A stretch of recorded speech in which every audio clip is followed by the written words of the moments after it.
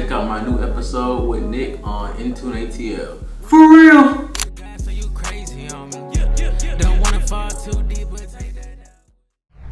Yo, it's your boy Nick from INTUNE ATL, and we're back. Today I got a very special guest in the building.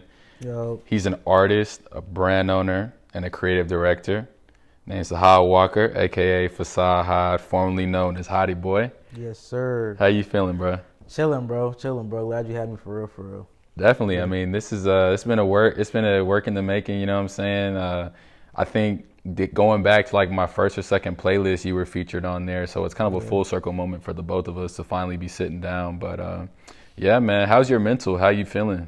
Appreciate that. I'm chilling, bro. I'm doing good. Yeah. I mean, I think mentally I'm like straight, bro. I'm usually good mentally, to be honest, bro. Yeah. Yeah. So for sure. I'm glad you can sit down with me. I'm glad we got to link up with your boy G, Hollywood G. Thank you for him, providing this studio space for us. Y'all come through to Olivet Studios, man. They got literally all of any space that you need. They got something for you as an artist, producer, creative director. You got it here. So y'all come through, show the boy love. But I really want to start the interview just kind of knowing one of the things that I'm sure a lot of your fans want to know when you transitioned from Hottie Boy to Facade Had. What spurred that name change, and just kind of can you explain the concept of your new name and the aesthetics that you're pushing? Yeah, I appreciate. Yeah, honestly, bro, like what it was for me is just that. So like I've been rapping for a while. So like growing up, I've like always been called Hottie Boy, etc. But like going through music, I kind of just started to like look at it and realize like it's kind of like the music industry stuff is like fake. So like kind of like what you see is fake. Nothing's real even when you think it's real. Right. So like for me, it was more so like, why am I like going to put out my real self to like a fake industry? So that was how Facade Had came about, because I was like, I want to just keep Facade Walker from my family and friends, and just keep like Facade Had for y'all. Right. So that's really where it came from. Yeah. Plus, it has a cool ring to it too, but that's really it. No, it definitely does. I fuck with it. I fuck with the vision for sure. Kind of going into your early upbringing, standard interview questions. Yeah. I'd love to know more about you as Facade Walker, though. Like, who was Facade Walker early on in your life, and growing up in Atlanta? Man, my early upbringing is me when I like growing up. Probably I would just say, if I were to like describe myself, just overly passionate, overthinker. Yeah. I just think about everything all the time. Loyal, and like honestly, I just like loved like my friends. Word. That's probably like the best way to explain myself. Yeah, I'm an overthinker myself. I think we have a lot of similar qualities actually, because that definitely speaks to me. I definitely am a pretty loyal overthinker, all the above. I know that early on in your life, you and Suave, your best friend, you guys were kind of rapping together, but you kind of pushed him to like take this shit to the next level. Yeah. And I actually saw that in one of the documentaries that you helped direct with him for the Go Shorty shit. So I guess, how old were y'all when you decided to really start taking music seriously?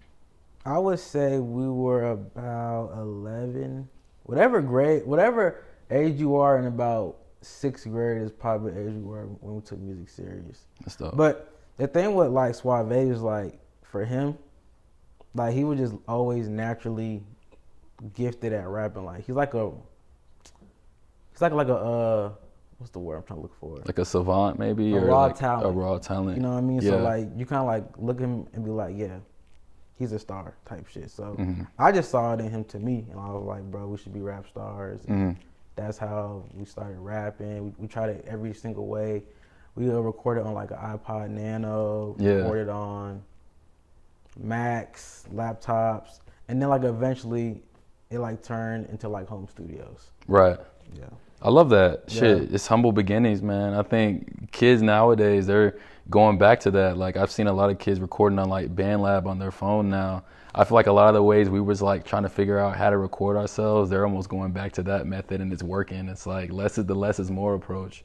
It's actually kind of crazy though, cause like we were doing that, but then it's kind of like crazy, cause like now cause like now I'd be like, bro, when it comes to creating art, it's like, there's no rules to this shit, you know. But like, it's kind of crazy, cause like now I record on Pro Tools, but yeah, you know, I do it now because I was told it was standard. yeah, You feel me? So it was like, now it's like, even like I think like it's a rapper, what's his name? Laser them. I think I was gonna mention Laser, bro. BandLab. On BandLab. Nice. And then like in the industry, like you'll meet artists and they use Logic. Like I think James Blake uses Logic. I think Tyler uses Logic. Yeah. You know, I've used Logic before, but now I just straight Pro Tools. For sure. And actually, I'm glad you brought that up.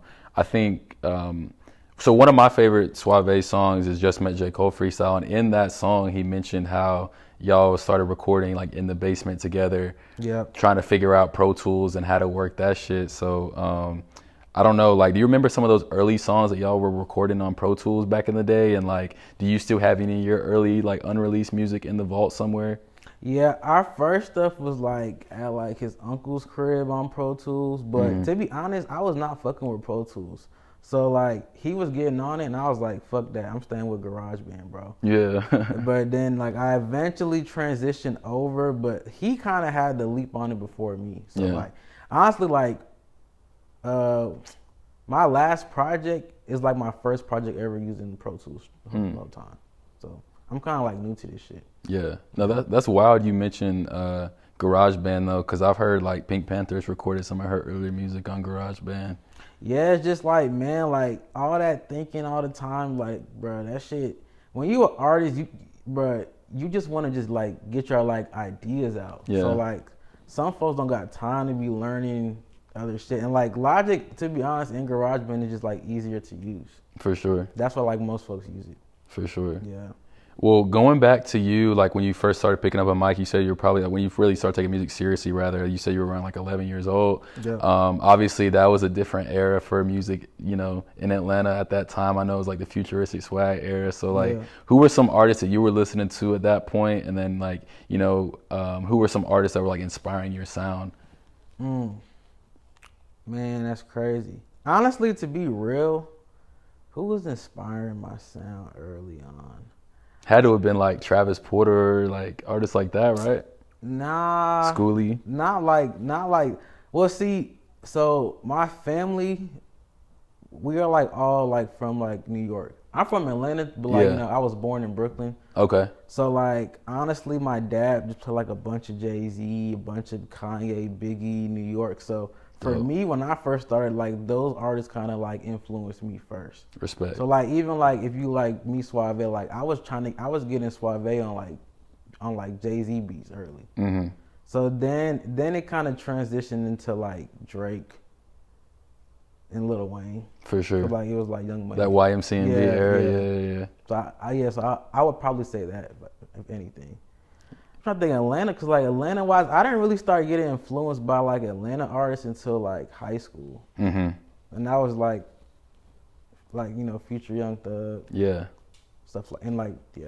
Yeah, seeing their come up has been crazy. Like I mentioned off camera, like I didn't grow up in Atlanta, but you know, I think when you're in this market, there's so much talent breeding here. So being able to watch everyone come up is crazy. Like I remember, when Thug first came out, I didn't really think that I didn't know if he was gonna be a star. I knew he had talent, but to see him like be where he's at now, to see Future and where he's been able to come, you know, it's wild. Was there any artists that you were like studying growing up, or artists that you were around who you've kind of seen just like come up the rankings that have inspired you? Yeah, definitely. I feel like I saw Drake's come up. I feel like I saw Travis come up for sure. Yeah. Really those and like Kendrick and J. Cole's come up. Yeah. But for me, the ones that like inspired me the most is probably Kanye. Yeah. Kanye's come up is nuts. And Trav. Also too, because I feel like Kanye's rap voice, I feel like we both have that thing where like our voice is not like, what's what I'm looking for? Like it's conventional, like rap voice? Yeah, you know what I mean? So I feel like really like those two. For sure. And correct me if I'm wrong, but you're like, you kind of dabble in the producing as well, right? And engineering. Man, I can arrange some songs. I cannot make a beat to save my life. Word. But the only reason why I think I can't make beats is because honestly, I've never tried to. Mm-hmm. So yeah. I mean, hey, I think if you dedicated yourself to it, you definitely could. Yeah. And one of the things I really admire about you is the fact that you do have your hands in other avenues. Like, you're not just stuck in as an artist. I mean, you're wearing your brand right now. Yeah. Shout out to you for that. And then you also do some creative direction as well. You know, obviously with Lost Intellectuals and, you know, your 99 Cameras work doing your creative direction stuff. Like, at what point did you decide you wanted to kind of like venture into other avenues of expressing yourself creatively? I would say about 2 years ago. Like, honestly, for me, like, for the longest, I was just so focused on coming off as a rapper. Mm-hmm. So, like, I just, like, boxed myself into just being a rapper. Like, Yeah. I was always doing stuff, like, a lot of my clothing brand stuff, like, I, like, had it, like, in the tuck for the longest. I just kind of woke up one day, like, 2 years ago, and I was just like, bruh, honestly, I don't got no time to be waiting for shit no more. I gotta just start unloading like the clip and just start whatever, you know. So I would say 2 years ago, it really was like a whole like mental confidence type thing. So yeah. Yeah. So how do you remain like confident sometimes? Because I know there's ups and downs to being an independent artist, and you know, a lot of times we put a lot of like unnecessary expectations on us and where we should be at any given point. So how do you stay like grounded, and how do you stay motivated just to continue to grow as a creative? To be honest, I just feel like the way that I do it personally is, this gonna sound like crazy, but to me, I just feel like you have to kind of build up some kind of like internal motivation. Because, like, sometimes you'll look around and it's like nothing's going to inspire you. And, like, bro, it's going to be, like, no reason at all to keep going. So, like, you kind of just have to, like, build some internal motivation. So, like, even now, like, bro, when I do shit, I don't even look up. I just, like, just keep doing it and just be like, fuck it, you know, like. I feel like, honestly, for me now, I kind of just believe in, like, the law of, like, attraction. So I kind of just like do it and just see what it like attracts, and like, you know, if it does something cool, if it doesn't, I just keep going, bro.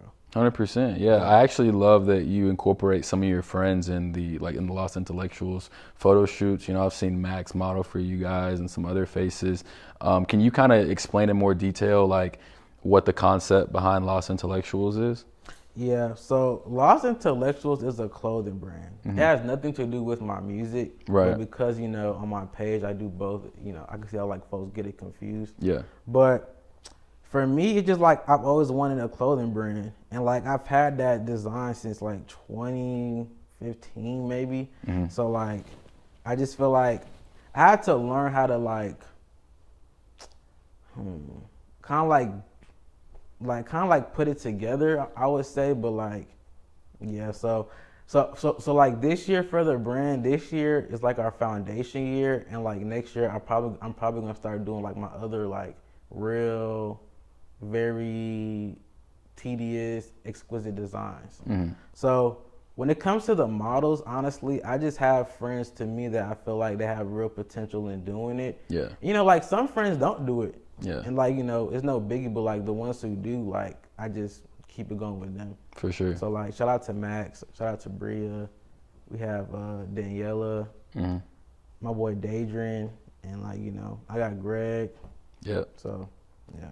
Definitely. I guess going more into the creative direction side of things, have you always been like hands-on with, you know, your music videos and some of the releases that you do? Like, where does that stem from? At first I wasn't. At first, like I had like an old friend, and he would help. But honestly, I just think I just care about it much more now, because I just feel like your image is like everything. Sure. So like,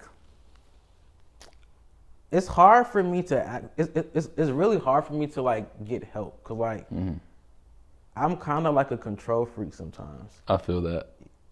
So I just think now for me doing it is like, it kind of just comes from that. Yeah. So it really just comes, like everything I do honestly just comes from me caring about my like image. Sure. So it's important. That's where like the drive comes from doing my music videos, honestly. Like, yeah. I just care that much about it.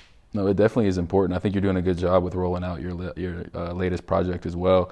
Going more into like, I guess, going back to the Go Shorty documentary, what was your role? Like, what role did you play in helping that come to life? Because I saw that you were, you were featured as like, one of the creative directors. Well, the crazy thing about that is, though, like in middle school, I used to carry a video camera around, and like I would just record me and Suave like 24/7, because I always felt like me and him would like one day have a documentary. So that's prophetic, bro. Yeah, so it just happened to be like that day. Cause honestly, shout out to Connor. He did most of the shooting. I know V Lonery did some shooting too. Yeah. But like anything from back in the day, I like shot that. For sure. So like, that's kind of like how like I got my rankings in the documentary, or like even like old pictures. Yeah. I shot that. Yeah. So, yeah. I love that you've always had that like confidence in yourself and your crew. It's like, we're gonna make it. Like, are you kind of just like a natural born motivator? Like, do you just sit down with your guys and like kind of get them in the right headspace a lot? Are you that guy in the friend group? Yeah, I think some would say that. Yeah, I am to a certain. I am to a very certain extent. Yeah. But honestly, though, they motivate me too, though. Like, if I look to the left and I see Suave in the studio, or like I look to the right and I see Hollywood in like the DJ booth or outside, like that motivates me too. But I am a very vocal kind of guy, though. Sure. So like, if you are around me, it's very hard for me to not tell you how I feel. Definitely. Definitely. And I love that you keep your friend group so close. I definitely have seen you guys come up together. I think when I did feature you on my first playlist, or my second playlist, I also featured a song with Jamani on there too. Yeah. What's your relationship with Jamani? How did you guys get clicked up?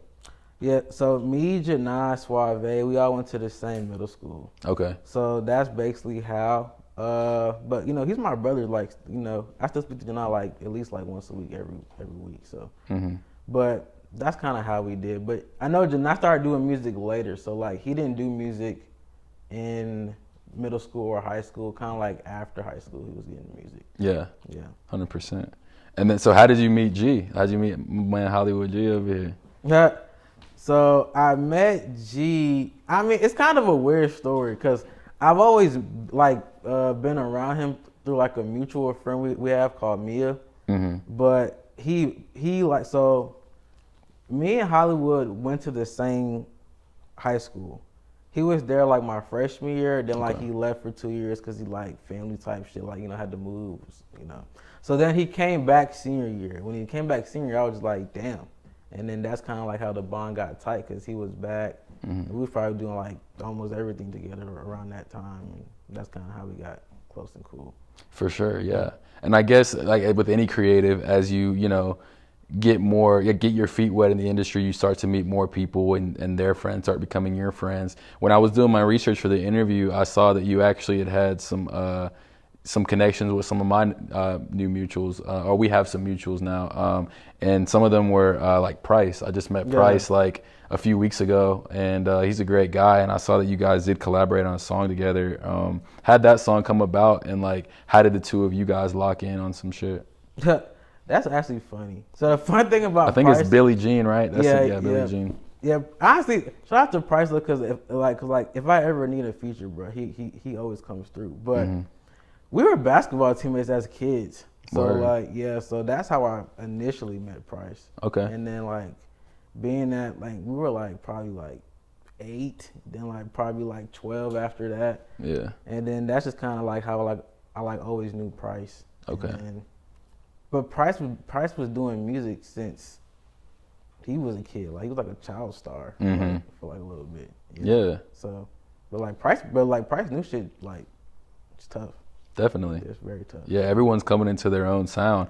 Actually, Derek and we had the opportunity to kick it with Cam the Artisan like a month and a half ago. He was previewing us some new music. Yeah. And when I was going back SoundCloud surfing, I saw that y'all had a song together, Blue Denim. Yeah. So how did you guys lock in on that? He keep hey, you actually be doing like the real research though. But Cam, so I actually don't remember how I met Cam, but I do remember when Cam first started doing music though. Mm-hmm. Damn, I can't tell you exactly how I met Cam. I know that we did do Blue Denim together though. Like so, like he was at my house. He laid his verse down. I kind of like showed him like the idea, and we just like harmonized it back. I can't sing for shit, but he sings better than me. Word. So, I mean, I like that yeah. pocket for you though. You know, it's Yeah. it's a cool space to like kind of try to be, you know, in that melodic realm. You know what I'm saying? Yeah, that was like, man, that bring back some times. That's back when I was just in straight go mode. I think that's when I was in school and I would just drive every weekend, just try to get music done. 100%. Using that grind time shit. Yeah. Yeah. So I think so. Yeah. I remember. I think the first song I heard by you was "I Can't Tell," and that was a song that kind of put me onto you for my Intune radio series. Do you remember where you were at that point? Because I think you were going by Hottie Boy at that point. Yeah. That's when, honestly, just so much was changing around me. So that was around the time I was losing friends. I don't know, like, I mean, you've kind of been, in college, it's like this weird phase, like, after people graduate, it's like their brains just be going, like, it's like, bro, like, it's like the biggest imposter syndrome. Yeah. Era, like Derek and I were just talking about that, bro. shit. Like, so like folks start losing who they are, or folks would start feeling like they're like a failure because they got the same people around them. Like, so that was just but it was hard for me to understand at that point in my life because I'm just very friend family oriented. Of course. So I was just like, I just think things were changing around me so much. So like. I mean, I'm trying to really think how to say it. So, like, things were, like, changing around me so much, I was just confused. So, like, all I would do was just write about it. Because I just didn't understand it. And, yeah. That's how that song came about? Yeah. Wow, that's dope. I think that's actually something that we all experience at some point, but I'm glad that you got to channel that into, like, your music and kind of overcome that. I guess for you, though, how do you manage like people and like your friend group and make sure that everyone is like how do you, cause it seems like you know, you've been pretty clicked up with your friends and your boys for a long time. Maybe you have like a way of just kind of telling like who's going to be there for you. But with me, I'm in a transitional period where, like you said, I'm going through that stage in life where people are going different directions. You start to realize maybe these people aren't necessarily here for you. How do you keep a tight knit on like the people that are around you and protect your energy? I just feel like the best way to do it is you gotta know first of all, I think you have to know your friends and understand them first. And then I feel like once you do that, you kind of will know how to treat the relationship. Because sometimes people just need space. Like, sometimes your dog's just tripping because your dog just need to be by himself for a little bit. That's real. That's real. Like, you know, don't hate him for it. Yeah. You know, so I feel like, to me, that's really. I feel like the best way to do it is just to like really understand, and like you have to love people like through like flaws and all. Like, you know, everybody's gonna be perfect. Now, some folks who do just change crazy, you gotta just like let them go, bro. Yeah. You know. Is that hard for you though? Like, when have you had to make that call? Like, you know, recently or you know within the last couple years? Like, have you had to have that uncomfortable conversation, or you know, had to cut a friend loose because they were just like not who you thought they were? Nah, I feel like life kind of like does that for you. I'm more like I just like control the like controllables, bro. Yeah. Anything bad will always like weed itself out. It's like inevitable. So like I feel like shit just goes away. Like, you know, everybody I lost, they just went away. Yeah. Like, you know. What's your sign, bro? Lately, I've been getting more into like astrology, and I definitely think for me as a Sagittarius, like we embody we're very emotionally invested people. So, but they also sometimes we're capable of like making rash decisions out of emotion. So for me, there's times where I may do or say something, and it's like I don't mean it, but it's very impulsive. Whereas I think you're very calculated and like you see the bigger picture sometimes. Yeah, I do not do that, bro. Yeah. I do not do that. My sign, I'm a Gemini, bro. You're a Gemini, actually. Okay. on both sides, like rising. It was like whatever. Yeah. So yeah, I'm a Gemini, bro. Is that where the whole like the duality comes from and the facade had, like the mask and shit? Yep. Okay. That's where all that comes from. Everything I do has like a secret underlying to it. So yeah. Type shit. Yeah. That's dope. So I mean, shit. I guess I kind of want to know, as far as like your music. One thing I noticed in your music, you have like kind of established a really cool ad lib, like the for real ad lib. Like that's kind of your shit. Who, in your opinion, has like the best ad libs in music outside of yourself? You know, like is there a top 3 that you can give us? I definitely can. Who got the top 3 though? Let me sit and think. I gotta think. I want to think about this one though. I gotta think about this one. I mean, everyone says trap, but I know it's definitely. I guess who's the first to come to mind? Because like when I was thinking about your ad libs, I was like, man, if I were him, who would I say? And the artist that came to mind for me, it was like Jeezy. Like everyone knows Jeezy's ad libs. Yeah, Jeezy has those. Only reason I don't put Jeezy in my list is because like that's like my OGs and them like they like talking about Jeezy all the time, which I respect Jeezy, but I'm trying to think like, bruh, this question is gonna kill me because I'm gonna be upset, bruh, because I know when the interview's over, I'm gonna have my top 3. Yeah. But there's one person in particular who like inspired me to do the ad libs thing. I just can't think of the person right now. Fuck it. I can't think, but obviously Travis, we'll revisit it for sure. Travis has 5 ad libs. Of course. Migos got 5 ad libs. 21 Savage has 5 ad libs. I don't think no one ever says him. Yeah, shit, that's 3. Yeah. That's actually solid. I think Migos their ad libs are iconic, you know what I'm saying? Especially like the takeoff, like the mama, like that shit. Yeah. Like everyone they all have good ad libs, bro. But yeah, who do you know as far as like what the ad lib thing goes, like you said someone mentioned that you need to incorporate that into your shit. So how did you stumble across like for real? Like what made you want to pinpoint that as like your shit? Man, I was just in the studio making noises, honestly. Yeah, that's honestly how that's how it goes. Sometimes you're like, shit, this sounds fire. I did purposely want a signature ad lib though. Yeah. But yeah, I know at first I had one. It was like yeah, but I kind of liked for real better. So I started going for real. That's dope. I know you kind of mentioned kind of the whole Gemini thing and how you like to incorporate like that. I'm sorry, it just came to me. Juicy J. Juicy J's, yeah. Ho. That's the one that inspired me. No facts. Yeah, that was it though. Juicy J, he's number 1. That's fire. Yeah, ho is undefeated. That's fire. Yeah, I would agree. I think 3-6's influence on music is crazy.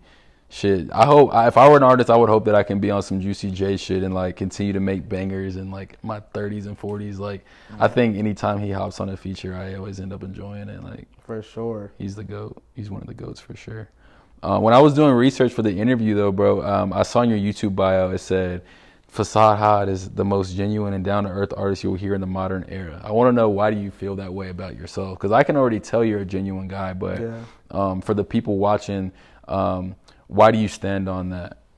Because I feel like I'm just telling you what it is. So like, I know like, for example, like, so like my name is Facade Had, right? I feel like I'm telling you already, like, this is a character, bro. Like, this is not, like, I mean, but see, I'm very contradicting because music to me, like, every artist is a character, but like, all of my music is like, honestly, really about me and like my thoughts and my feelings. Yeah. So it's like, I feel like I be like giving folks what they want to see, but like, you know, the music, they're like digesting just like what you need to hear. So like that's kind of like, so like that is basically how I like came up with that whole bio like that. For sure. Yeah.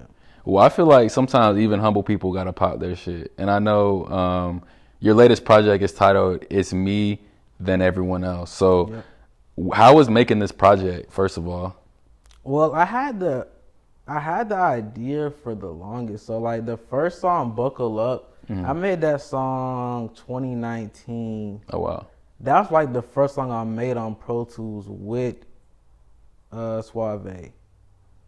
And then like I was just making songs, and then I was finding myself as an artist. So like even when I made Buckle Up, I was still like Hottie Boy at the time. Right. And then I just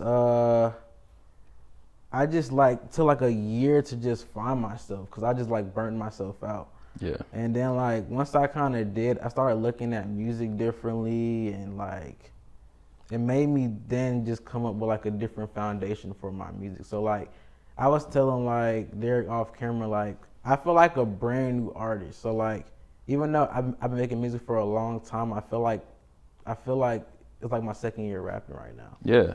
Yeah. So that's kind of how like that came about. So then once I did that, I then started recording music again, and then I started coming up with songs, and then Yeah, I'm kind of a comic book nerd, so it's like, to me, I equate that as soon as you said that, like a new identity or whatever, like that's what I equated as like Robin going to like Nightwing or some shit. It's like you're growing with your music, and now you're like kind of you're a new figure. Like you're almost like, it's a new persona that you're cultivating, you know what I'm saying? Yeah. So yeah, that makes a lot of sense. As far as like your favorite song on the project, do you have one? I know that's hard, because a lot of artists I speak to, they're like, yeah, all these songs are like my babies. So like trying to pinpoint one is like kind of asking a lot. I don't know if I have a favorite song. I would just say, I would say my personal favorite song is "One in Need Continued," I like that one. because I'm just talking to myself. Yeah. But yeah, I would go with that one. Yeah. But like that song was like for me. You know what I'm saying? I feel like every other song is like for everyone else, but like that song's like for me. 100%. Yeah. And I really like that song. I know you were talking about some things that you were like some aspirational things that you would hope to get out of music. So do you have any like set short-term and long-term goals outside of some of the things you mentioned in the song for yourself? Yeah, I actually do. Like, so I'm trying to right now, if anything, because I'm rebuilding my like foundation, I'm trying to build a community. I feel like that's probably the most important thing. I feel like everything else will come once I get that built, because like it would then like attract other things. 100%. So I think that's my main focus right now. So that's why with like this project, I have like these songs and this many videos, because I do take a while to put out projects, but I want like a solid foundation to build off of with my new sound. So I feel like that's my biggest focus right now. So like even right now, like I have like 2 projects I want to make right now. So it's like I kind of like wanted to like gear like people up for that. Yeah. I want to like give folks a reason to like root to cheer and like root for me. Yeah. I can get that one out. No, you're good. You're good. I definitely think you're doing a good job though, for sure. And I saw you're also like kind of prepping for like a distribution sort of label or whatever, Facade Era. Can you explain like what Facade Era is? Honestly, to be real with you, that's just like okay, Facade Era honestly is just some independent artist type stuff. Okay. So like whenever you do your LLCs and stuff, you got to put something down. That's true. So like Yeah. I technically do like my like own distribution for like my music. So that's honestly what it is. Okay. It's nothing like crazy, but like it definitely helps with like tax season. No, for sure. Would you ever consider partnering with other artists though, like on some independent shit? Like would you, like with Love Renaissance, for example? Like I know with Black and like Summer Walker and some of those cats, like they're on some independent artist shit, but they're kind of like a collective, so they're helping each other push like their music out there. Would you consider like partnering with certain artists under Facade Era to help them get more like exposure for their music? Man, this gonna sound crazy, but no. Only because To each his like own. Facade Era is just literally made for like tax season. So Okay. like, so because it's like this, like whenever you are independent, you gotta like shoot your music videos yourself. You gotta pay for photo shoots, pay for lighting, pay for, so for me, it's literally like I have to like make rap my like job. For sure. And like that's like to me that is like the main way you do it is by like if you really believe in it and like want to do it, sign them paperworks and really document what you're doing. Anybody who like puts out music independently, you get paid through DistroKid, TuneCore, whatever. Yeah. Then after that, you spend money to run ads. Yeah. That's like you're like literally doing a business, you know. And like for me, I was doing that for years without even like like it's like structuring it the way it should be, you know. Yeah, like all that like moving like out of pocket shit, like it's cool, but it's like honestly like when you do it that way, it makes it better. So like if a big bag does come, you're like very like prepared for it. I respect that. Where do you think you get your knowledge of the industry from, like your knowledge of the business side of things? This like as crazy as it sound, like being like a fan of like Nipsey and like Larry June, I kind of like studied them for a little bit. Respect. And I just started like listening. And after that, I started doing research. And then that's kind of where it came from. I love that. No, they're so inspiring, bro. Like when I heard the story, I was never like a huge Nipsey fan, admittedly, but when I heard about like his whole movement and what he was doing, and you know when he was selling those mixtapes for like $500 a piece, and Jay-Z bought like 50 of them or whatever, like that shit was dope because it's like he doesn't have to do that, but he respects the hustle. Because I think from that era, at least, like the older generation, you know, people grew up slinging mixtapes out of the trunk, you know what I'm saying? And I think Nipsey kind of embodied like that old school approach to the music. But as far as this business and everything he was doing, providing for the community, he definitely had that knowledge, that insight. So I'm glad you mentioned Larry and Nipsey, because I think everyone can benefit from listening to them and studying the way they operate their business. Yeah. Definitely. Yeah, honestly, yeah. Yeah. So when I was going through your Instagram, like looking for source material, there was a picture that you posted, and I thought this Instagram caption on it was very prophetic. It said, "Don't ever get the internet and real life confused."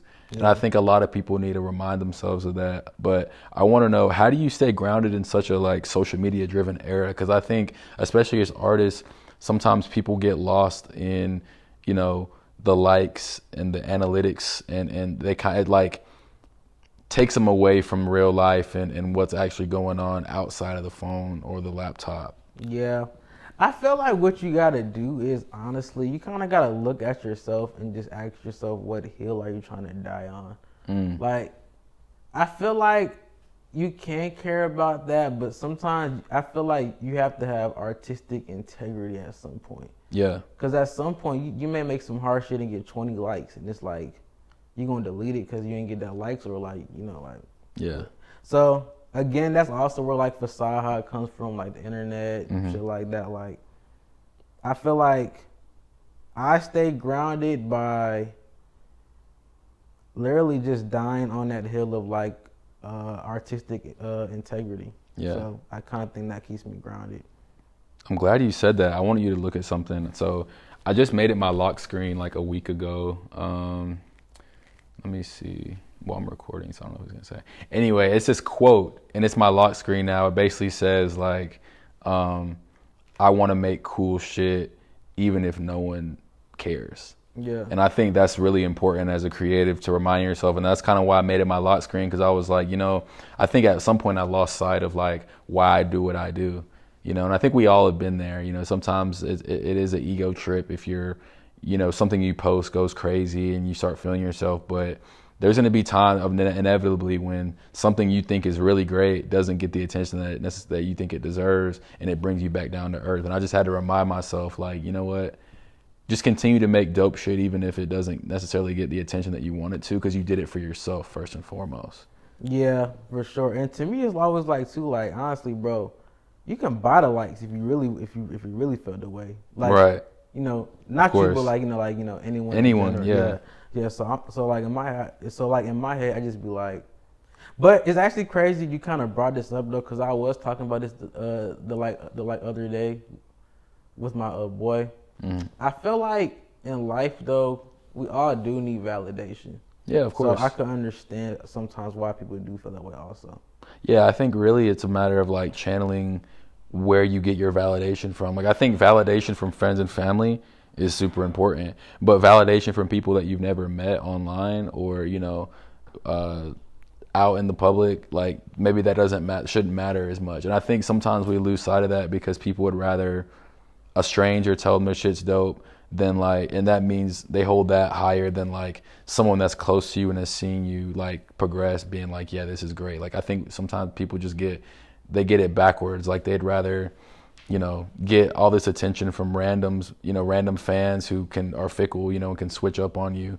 People aren't like in tune with like their support system and like what actually matters. Like, you know, they always say like I'd rather be what is it? Like I'd rather be anyway, like I think people should rather have like 5 or 10 like really loyal people in their corner than like 500 like fickle fans, you know what I'm saying? And you can grow from that. You can grow from that really true like loyal cult following. That's true, but I don't know though, because sometimes I feel like you can get validation from your friends and fans, but it may not be enough.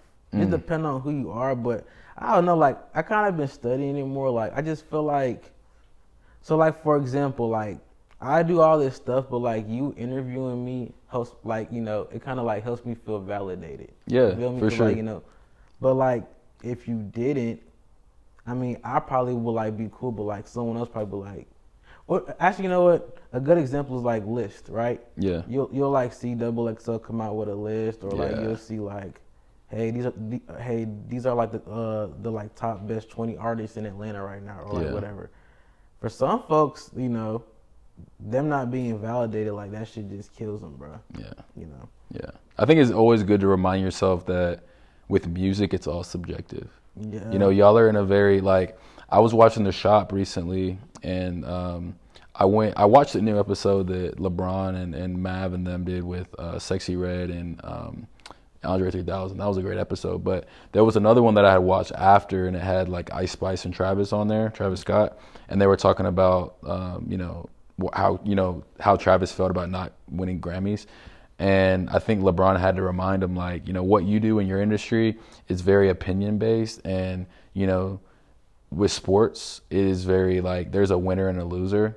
And because Travis made the equation of like, you know, a lot of artists are like athletes, and he was like the ones, but LeBron had to put him in check and was like, the one difference is that like there's always gonna be a winner and loser, like a definite winner and loser in our sport. Whereas like in music, you may be able to sell out shows and get millions of streams, but like it's up to some Grammy committee to decide if you deserve a Grammy or not, which is fucked up. And so I think as music artists, as music artists or as creative, you kind of have to just remind yourself, like, as long as you have that validation in yourself, or you have the support from people that it actually matters from, like, you're who you think you are. You know what I'm saying? Like, yeah, for sure. Sometimes, like for you, like it's not really not even an issue to like interview you. Like I think I respect what you have going on as a creative. You know what I'm saying? But you don't necessarily need my validation to know that. Yeah. But that's kind of what InTune is for. You know, to be able to to give creatives their flowers, to give people in Atlanta that are really doing it and doing it the right way, like exposure, and to show them like you guys have a platform to come and talk and pop your shit or promote what you have going on. People need to see that.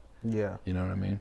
Yeah, for sure. Side note too, I mean, I fuck with Trav, but bro, I do not think music and sports are the same at all. Yeah, I don't either. Yeah. I think he made the comparison because they were talking about performing, and he was like, I think we're a lot like athletes in the sense that we have to go on stage every night and like perform and do all this, but there's so many.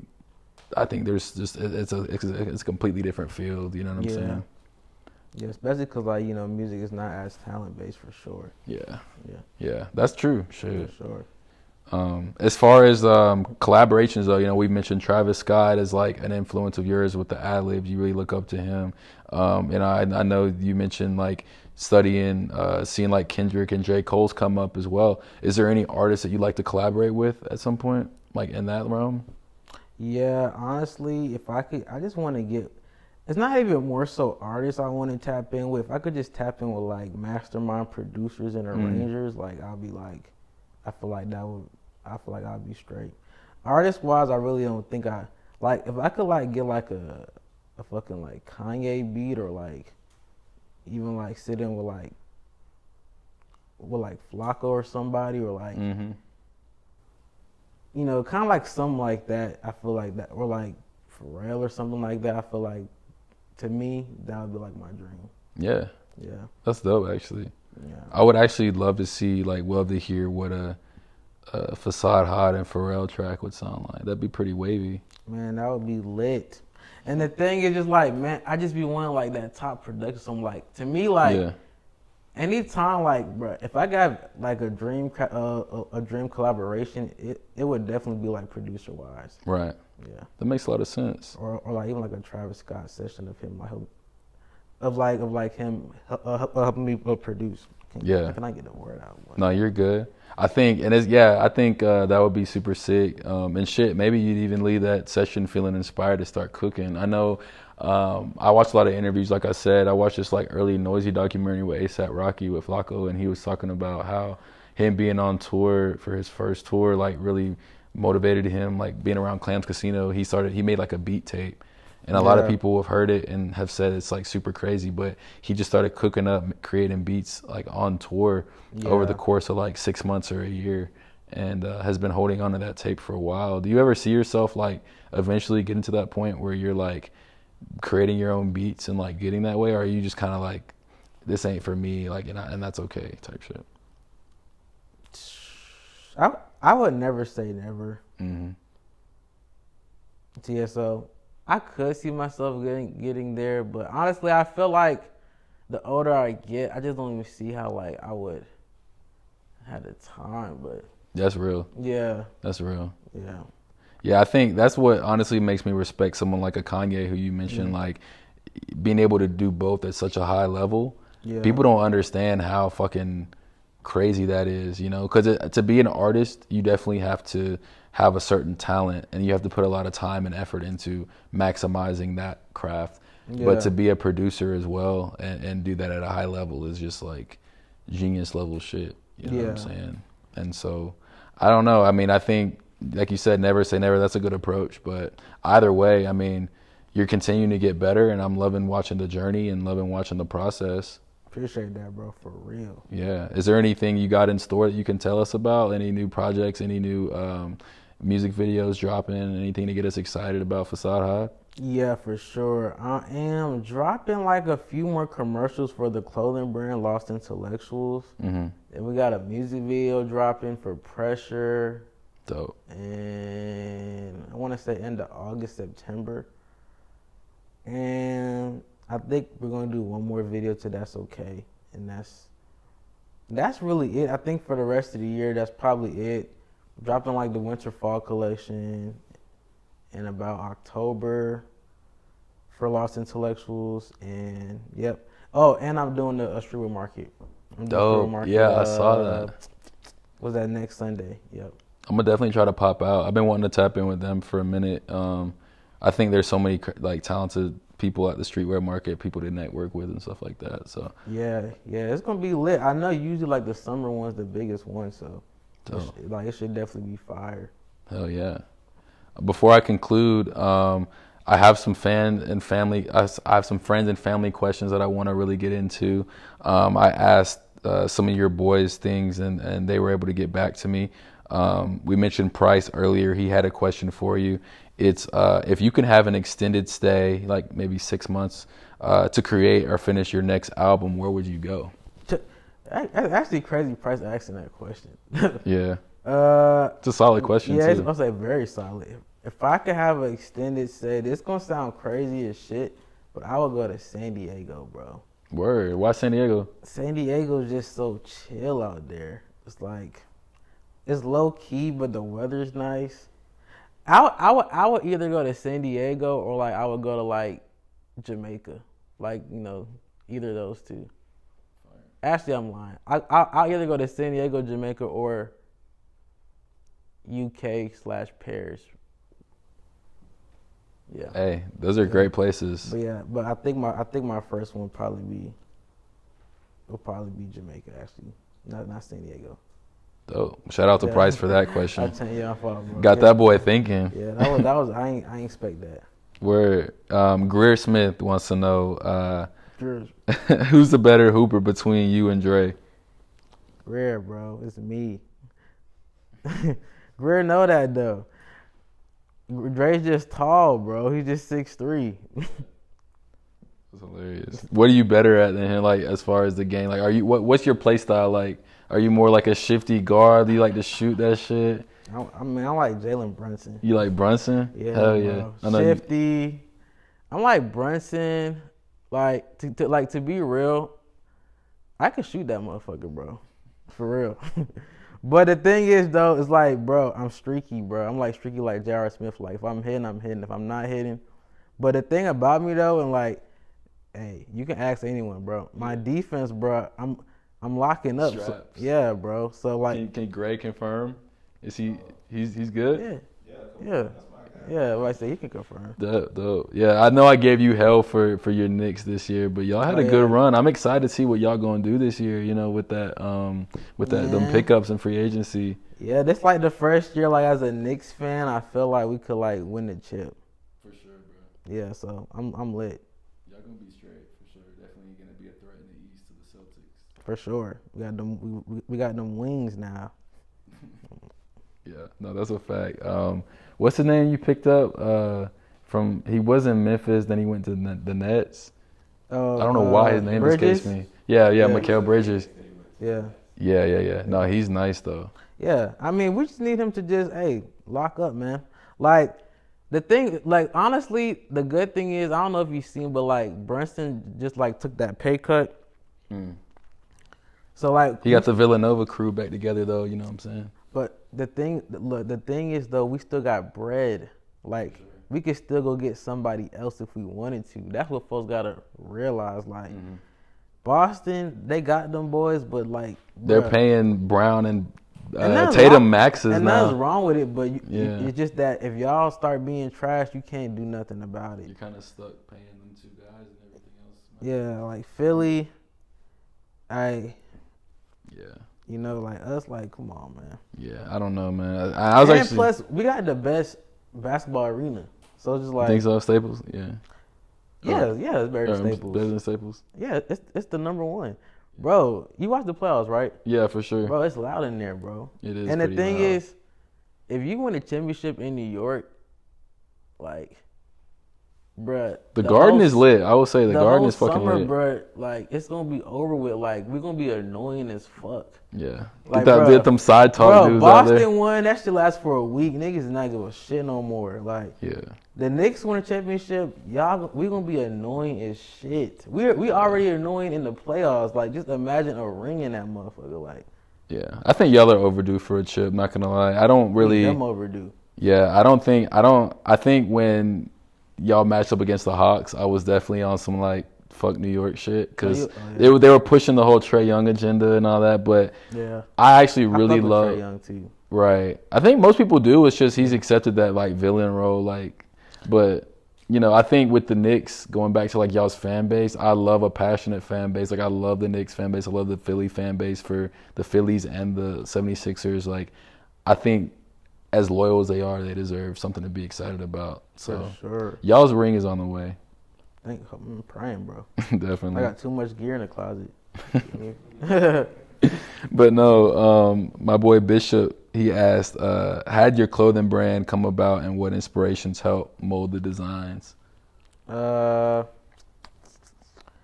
my clothing brand came about because I tried to make, I always wanted a brand, but I didn't have a logo. Mm-hmm. Then I would say I don't know how I thought of the dove. Actually, I kept using like the dove emoji in high school. Mm-hmm. So then like I was like, yo, I need to kind of like come up with like my like own dove. So I had a friend named Sebastian, and then his brother drew it, and then I told him to like flip it. And then, like, once we flipped it, I just added color and, like... Because, like, I wanted two doves to, like, show, like, duality. Yeah. The heart is, like, you know... They be saying God is love. So, like... I think, like, the original dove it was like an olive branch in his mouth to like show that like it was like land somewhere. Right. So we just like kind of like swapped it to like a heart for like God. That's dope. And then we just like did like that. Dope. And the rest is history. Yep. Yep. Bash, he wants to know. Oh, this is Greg's gonna like this one. He said, "Who are the original members of Dolo, and how was Dolo founded?" Bash. Sebastian? Did Sebastian say that? Yeah. The original members of the original members of Dolo is Suave, me, Janai, Hollywood, Kevin, RJ, and it was founded. It was founded in we kind of made it in high school. Like we were all like friends in middle school, and then like it got created kind of like in high school. So like, yeah. It basically like Dolo is like a friend group, kind of like Sandlot, you know. Type shit. Yeah. He had a lot of questions, but there was another one that I liked actually. It said, being that you're a New York guy, bacon, egg, and cheese or chopped cheese. Man, even though I'm a New York guy, I still was raised in Atlanta, so bacon, egg, and cheese, bro. Hell yeah. But honestly, I don't eat pork, so it had to be turkey bacon. Okay. Yeah. Do they do that? They substitute it for turkey bacon out there and shit? You want to be? I'm gonna be real with you. I just get egg and cheese, bro. Egg and cheese? You're a wild nigga. Yeah, but I put some egg and cheese. Have you seen that meme where it's like this nigga eating a bacon, egg, and cheese with no juice? Have you seen that shit? I gotta send that to you. That's some New York shit. Yeah, that's different though, bro. I don't know why they call it chopped cheese, bro. I don't know either. That it's like a bunch of meat in there. That should always, yeah. Yeah. I love, bro. And then they like get it the Aki style, like. Yeah. What's the Aki way? Like the Aki way. I ain't gonna lie, bro. I do not know that. But look, when it comes to all that, I don't know that shit. Yeah. My cousins do. Like whenever I go to New York, I get Chinese food, Jamaican food. I don't do cheesesteaks, The bodega cheese. shit. Yeah. No, I don't do that shit. Yeah. And I get pizza. Pizza's But fun. really, the best part about New York to me is that it has better Jamaican food. Slick. Yeah, in Atlanta, like it should not hit like that over here. Oh yeah, nah. New York's definitely like upper echelon when it comes to food, like Caribbean food especially. Yeah, I get real Caribbean when I go to New York. Okay. Last question is from Ben. My boy Ben Have Motion. He wants to know what the highlight of your career has been so far. The highlight of my career. It's a good question. I know, it's solid. I was like, damn, that's actually a fire question, bro. Man. I want to say the Ghost Shorty documentary because it did help a lot of folks who didn't know me, who were like important people. Right. So I want to say that, but selfishly, I feel like the highlight of my career is just starting because I feel like a new artist. So I feel like my biggest highlight for me is just me finding myself after like 8 years. Yeah, 100%. So like, That's beautiful. yeah, I feel like my next highlight will be more tremendous, but I feel like this first highlight is just more personal. Yeah. One thing I did want to ask you as well is, I haven't seen too many performance clips from you or anything like suggesting that you performed recently. Do you have any performances in line coming up, soon that we can expect? Or, do you have you performed at all like recently? Yeah, I haven't performed recently. Like once I took that little break from like, kind of like finding myself, I really haven't. I used to perform a lot with Suave. But I think my last performance I did was at like Georgia Tech. Like I was with me and Janai had, I forgot what that dude's shit was called. But he had like a podcast radio type thing. Is it One More Time? Or No, it's not One More Time. Not One More It's Time. Nah, I don't even think I don't know what that dude shit was called. But me and Janai both performed. Like he did like 2 songs, I did 2 songs. Dope. It was in front of like 30 people. Well, like it kind of was weird because like it wasn't like a stage or nothing. It kind of was like I don't want to say a classroom, but it was very intimate though. Right. I can't think of what that shit was called, but that was like in 2019, like kind of like right before COVID. Damn, we gotta get you performing, bro. Like, I want to hear Ain't Gonna Drown live. That shit is gonna hit. Yeah, I feel like now I'm like set list ready. Yeah. Like, I'll round the buckle up, Ain't Gonna Drown. What's your thoughts on Surf's career right now, though? Because I seen, wasn't he featured on that joint? Or like... Yeah. I mean, from what I see, like, the funny thing about that project is, like, we did that song, but I really never even, like, met bro like that for real. Oh, weird. So, like, I sent it to him and he did it. But... That's real shit. But I mean, from like what I see and like his mutuals, like, I mean, he's going up though. Yeah, for sure. I think that's a cool collaboration for y'all because you both kind of like added a different like dynamic to the song. But yeah, I'd love to see you collaborate with more artists, you know, outside of the camp. I think he's a good connect to have right now, and shit, maybe you guys can get another feature on his project or something. We'll see. Yeah, hopefully, cause I actually been peep bro's music. And like his shit's fire. So like I was like, I feel like he would probably be great for this song. Definitely. Yeah, y'all That's stream. How that came about. My fault. Y'all stream Brand New Money from Surf. Y'all stream Ain't Gonna Drown by my man.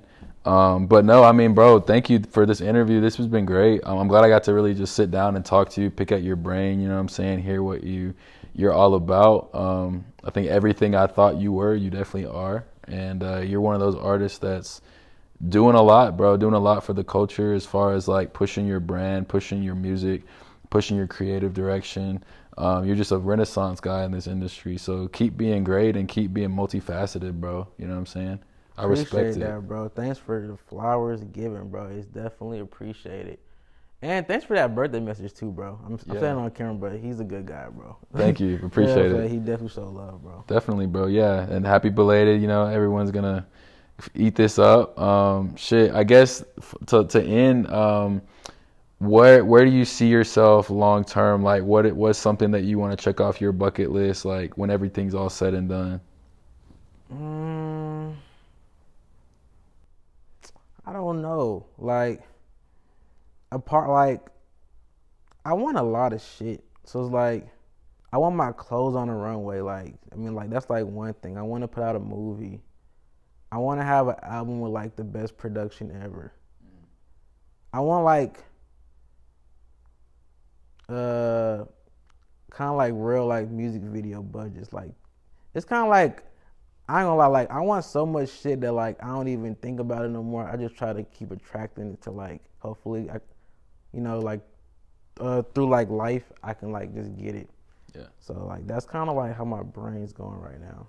Well, I think putting it out in the universe, you know, manifesting these opportunities are gonna definitely put shit in motion, and I think I'm excited to see, you know, these dreams start to come a reality soon, because I think you're definitely well on your way, bro.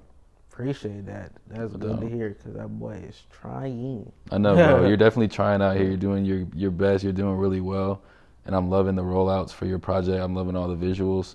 So just keep going, stay consistent, and shit, you got that shit. But yeah, man. This has been a great episode. I appreciate y'all. Y'all get in tune with Facade Had, man. Thank you for sitting down with me. Y'all go stream his latest project, too. Yeah. You know, like, some songs I may do, like, 10 takes, 5 takes, 12 takes. I like my shit perfect, precise. Yeah.